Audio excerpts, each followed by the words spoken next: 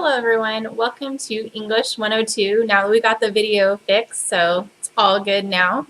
I wanted to just take a few minutes at the beginning of class and go over a couple of sort of key things, key information that I want to make sure that you're aware of. First of all, even though this is an online class, I want to make sure that you understand that you can always set up appointments with me in person, face-to-face, to discuss your writing. So this could be, I don't know, maybe coming up with the topic, maybe not understanding an assignment, anything. You're welcome to come in face to face.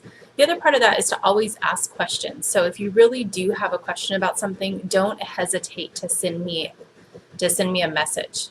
The two best ways to get in contact with me are through Canvas. The message inbox is one of the best ways because I check Canvas all the time. And then also my email is the other best way. Of course, my posted office hours, unless I have something come up, which I will always let you know about, I'm pretty much there during those times every day throughout the term. So that's another way that if you are around on campus, you have that available. You're welcome to come and see me, like I said before. So that's just one thing, contact. Again, even though it's an online class, you still have access to all the help you could need. So I want to make sure that you're aware. The other aspect that I wanted to just touch on is getting your book. So a couple people have already asked me, and thank you for asking, but you do need to have the 11th edition of our text. I only require one book for this class, but we do use it extensively. We will be using the book every week. A lot of the readings we do come out of the book, topics we use, definitely different information surrounding arguments, plus lots of examples of arguments. So it's really important to get the text. Now, I know some of you are going to be ordering your books online, probably waiting for financial aid.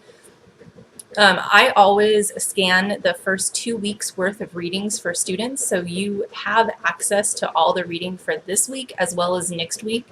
You just click on the reading assignment and you'll see scanned documents on there.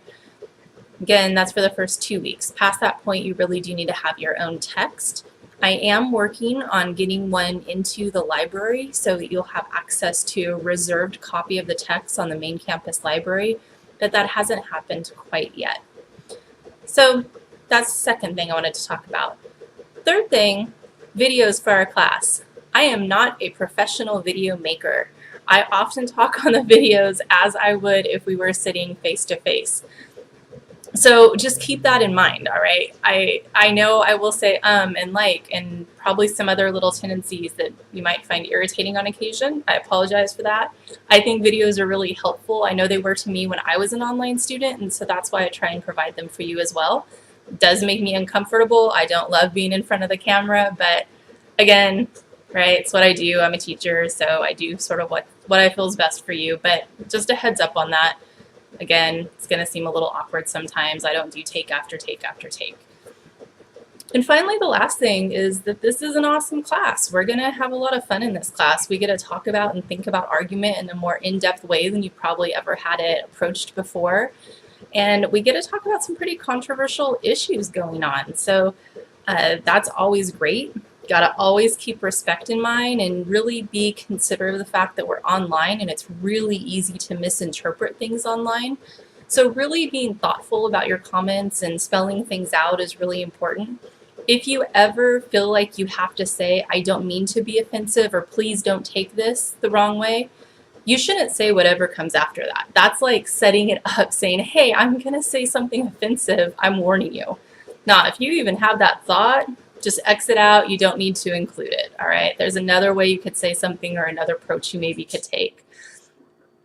As far as how the class is sort of set up, we're going to progress through the point of actually writing your own argument essay at the end of the term. We're going to do a lot of different assignments with argument leading up to that, including other major writing projects.